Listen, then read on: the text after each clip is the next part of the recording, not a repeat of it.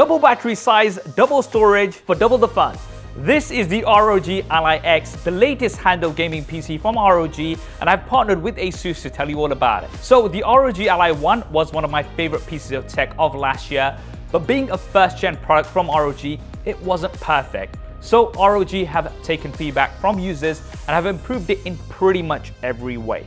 Now, this is not an ROG Ally 2, ROG don't claim it to be, but it's one hell of a worthy upgrade. Let's see what you get inside the box and I'll tell you why that is. Now, the unboxing experience is pretty straightforward. You get the ROG Ally X, you likely have some paperwork in the final retail version, and we have a 65-watt charger included, although the Ally X can now support up to 100 watts of charging. The first thing I want to talk about is the battery. As much as I loved the ROG Ally 1 last year, I'd say my biggest complaint was the battery life. Playing a AAA game at 1080p, realistically speaking, you are looking at around a maximum of 1.5 hours of gaming, which isn't great. So to improve the battery life, ROG has literally given us double the battery size, 80 watt hours versus the 40 watt hours on the Ally 1, and that makes it the largest battery in the handheld market.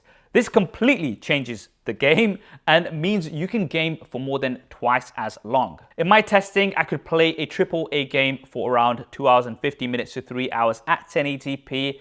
And as before, you can extend your gaming by dropping the resolution and frame rate, but it's generally a massive improvement. Now, the natural question is, with the bigger battery, how much heavier is it? Well, surprisingly, not that much. The ROG Ally X weighs around 70 grams more than the ROG Ally 1. It also has better ergonomics overall. Can you feel the weight difference? Side by side, I'd be lying if I said no. I can feel that the Ally X is slightly heavier, but as a handheld gaming device, you'll generally be leaning on something when playing, whether that's the tray table on a plane or a pillow while you're sat in bed. So I'm totally fine with the additional weight for double the battery. I mentioned the ergonomics, and this is especially noticeable towards the bottom. The Ally 1 has harder edges and is flatter, whereas the X is curved and much more comfortable to hold, especially for longer game sessions. The Ally X is also thicker, but I think this is a good thing as it gives you some more grip around the handles, and the buttons and joysticks have all been improved too. The joysticks have more tension and tighter springs, and they are now rated for 5 million cycles compared to the 2 million on the ROG Ally 1. The D-pad now has 8-way indicators rather than the 4, and the macro keys at the back are way smaller so you won't accidentally hit them as much. So some big improvements for the design, and now we have this black color instead of the white. Sure, the black is not as striking and looks a bit more generic, but I like it. And I thought the black would show fingerprints compared to the white, but the texture that they've used seems to be pretty fingerprint resistant. What's not fingerprint resistant is the touchscreen, which is expected. So the display hasn't changed. It's still a full HD 120Hz IPS touchscreen with 500 nits brightness and support for FreeSync Premium. It's a nice and sharp display, but of course I would have liked OLED, and I have a feeling that they're saving that for the ROG Ally 2. Another thing that hasn't changed is the processor. We still have the AMD Ryzen Z1 Extreme processor, which is 4 nanometers with 8 cores and 16 threads. Once again, I have a feeling that they're saving the upgrade for the upcoming AMD Strix points for the potential ROG Ally 2 next year. But regardless, the AMD Ryzen Z1 Extreme is a very capable mobile processor and handles every game that you throw at it. What we do have an upgrade on is the RAM, cooling, and storage. The ROG Ally X has 24 gigabytes of LPDDR5X 75000 RAM compared to the 16 gigabytes 6400 RAM on the ROG Ally 1. So not only do we have more RAM, it's faster RAM too. What does that mean for performance? Well, it depends on what you're playing, of course, but I did try running Red Dead Redemption 2 on both, and I was averaging around 4 to 5 frames more per second on the Ally X versus the Ally 1, so that's roughly about a 10% improvement. The Ally X also has an improved zero-gravity cooling system with dual 77 blade fans and more ventilation. This is up from 47 blades on the Ally 1, and it's quieter overall and cooler. It can still get warm to the touch towards the top after a long gaming session, but it's definitely an improvement. And storage, you now have a full-size 1TB M.2 NVMe 2280 Gen 4x4 SSD. It's also pretty easy to access the internal components, so you'll be able to swap it out for a high-capacity drive if needed. And you can always increase the storage with the UHS 2 microSD 4.0 card slot, which now has a different position. I believe some users had some issues with the micro SD card slot on the Ally One, so it's nice to see that this has been fixed. The 3.5mm audio combo jack has also moved. It's now next to the power button, which has an integrated Windows Hello fingerprint reader.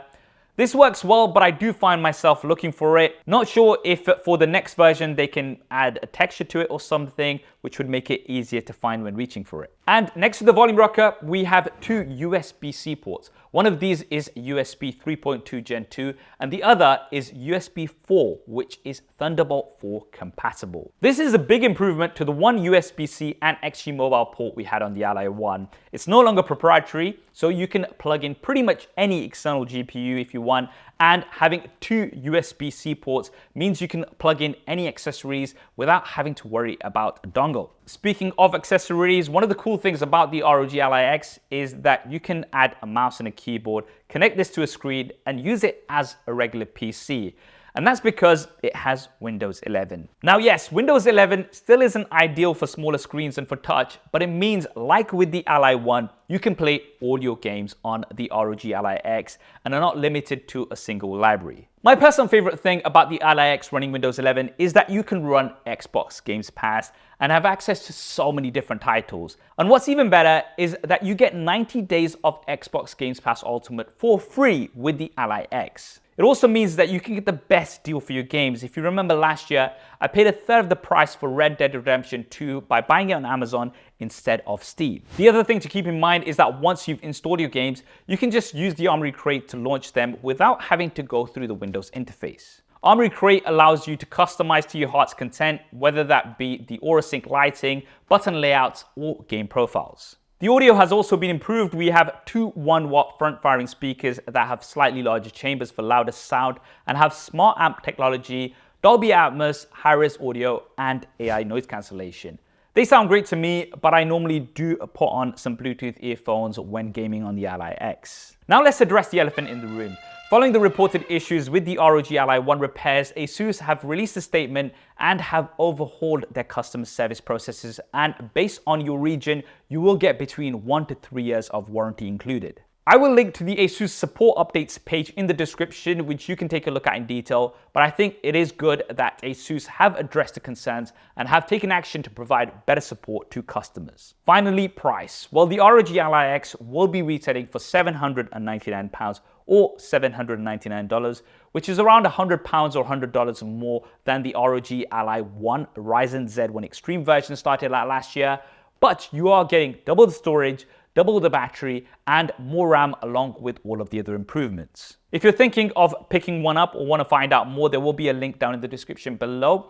And that is the ROG Ally X. An incremental update in some ways, but a solid update nevertheless, with improvements across the board. What do you think of the ROG Ally X? Will you be getting one? Or will you be waiting next year for the potential ROG Ally 2? Drop me a comment below, let me know. If you want to see my coverage of the ROG Ally 1 from last year, that video is going to be linked here. And if you're interested in some ROG laptops, you can check out this video here. And if you want to see more videos like this, then do consider subscribing and hit that bell icon. I hope you enjoyed this video and found it useful. If you did, then do smash that like button for me. Thanks for watching. This is Saf on Super Saf TV, and I'll see you next time.